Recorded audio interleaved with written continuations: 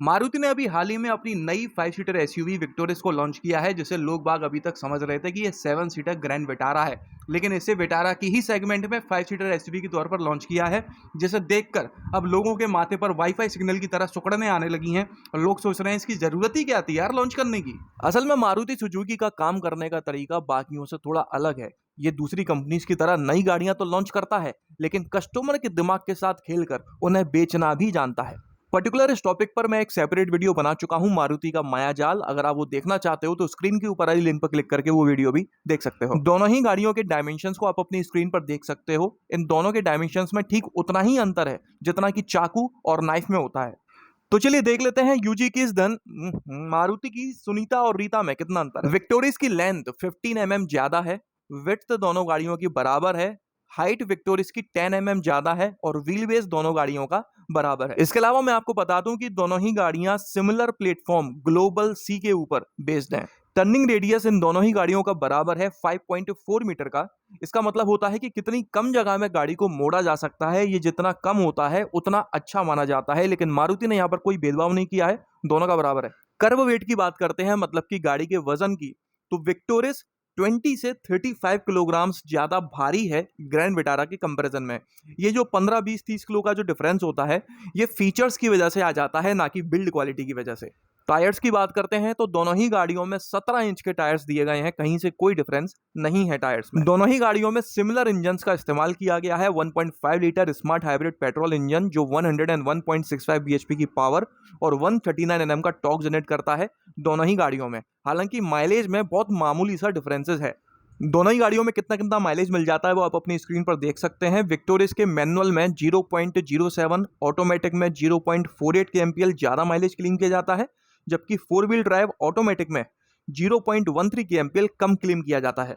इतू से चीटी वर्ग के डिफरेंस का कोई मतलब नहीं है। मतलब अगर आप दोनों गाड़ियों को 50 किलोमीटर चलाते हो तो विक्टोरिस की टंकी में 5 बूंदें पेट्रोल की ज्यादा होंगी। स्मार्ट हाइब्रिड के अलावा दोनों ही गाड़ियों में आपको स्ट्रॉन्ग हाइब्रिड टेक्नोलॉजी दी गई है, जिसमें 91.18 bhp की पावर और 122 Nm का टॉर्क जनरेट किया जाता है। यहां पर भी दोनों ही गाड़ियों में लगभग बराबर माइलेज क्लेम किया जाता है, लेकिन मैं डिटेल में जाके बात करूं तो विक्टोरिस में 0.68 kmpl का ज्यादा माइलेज मिल जाता है।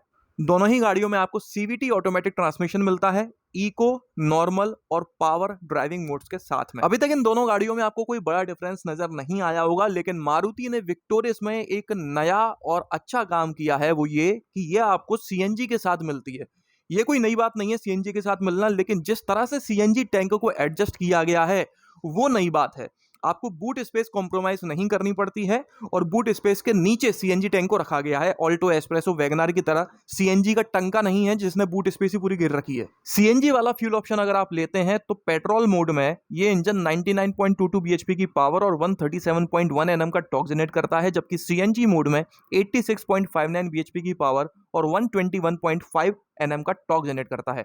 27.02 किलोमीटर पर किलोग्राम का माइलेज मिलता है इसमें सीएनजी के साथ। आगे बढ़ते हैं और सेफ्टी फीचर्स के बारे में बात करते हैं तो दोनों ही गाड़ियों में बराबर स्टैंडर्ड सेफ्टी फीचर्स दिए गए हैं। बस एक फीचर का अंतर है, वो है ट्रैक्शन कंट्रोल सिस्टम, जो आपको विक्टोरिस में मिल जाता है लेकिन ग्रैंड विटारा में नहीं दिया गया है। इसके अलावा अगर मैं मैक्सिमम सेफ्टी फीचर्स की बात करता हूं तो विक्टोरिस में आपको टॉप वेरिएंट में लेवल 2 ADAS मिल जाता है, लेकिन ग्रैंड विटारा में आपको यह फीचर नहीं दिया गया है। इन दोनों ही गाड़ियों का एनसीएपी मतलब नेवर केयर्ड अबाउट पैसा में क्रैश टेस्ट हो चुका है, लेकिन कुछ प्रॉब्लम्स की वजह से ग्रैंड विटारा का क्रैश टेस्ट पब्लिक नहीं किया गया है, लेकिन विक्टोरिस ने 5 आउट ऑफ 5 स्टार्स स्कोर किए हैं।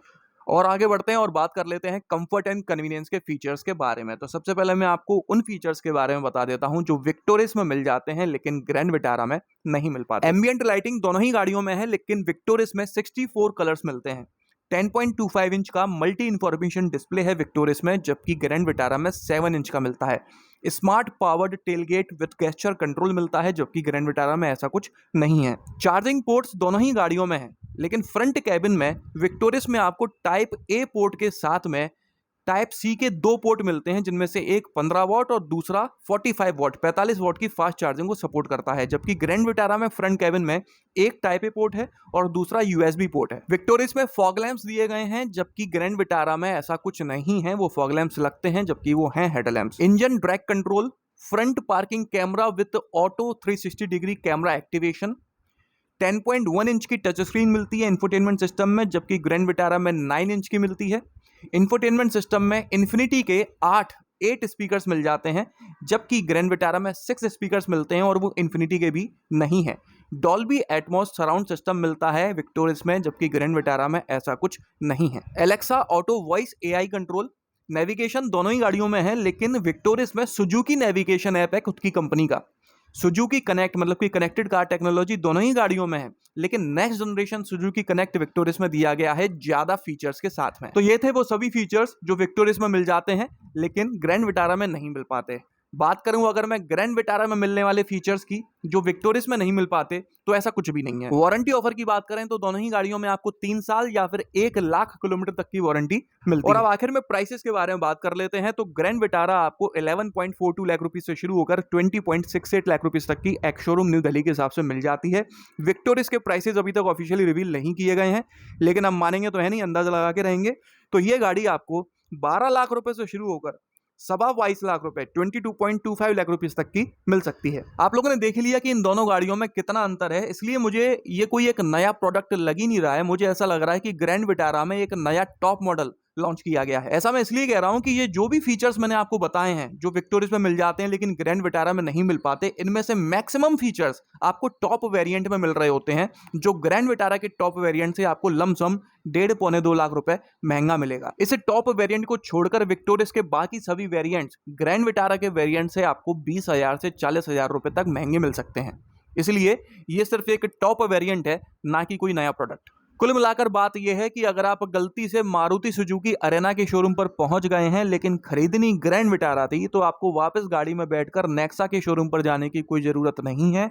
आप वहीं से विक्टोरिस खरीद सकते हो। जिस तरह से अर्टिगा और XL6 को लॉन्च किया गया था, उसी तरह से अब ग्रैंड विटारा का विक्टोरिस वर्जन लॉन्च किया गया है। तो चलिए इस दुनिया में, अरे यार इस वीडियो में तो बस इतना ही है। अगर आपको ये वीडियो पसंद आया हो तो उसे लाइक कर दीजिएगा, इस चैनल को सब्सक्राइब कर लीजिए और ऑल नोटिफिकेशन दबाना ना भूलना। आपका दिन शुभ रहे। धन्यवाद।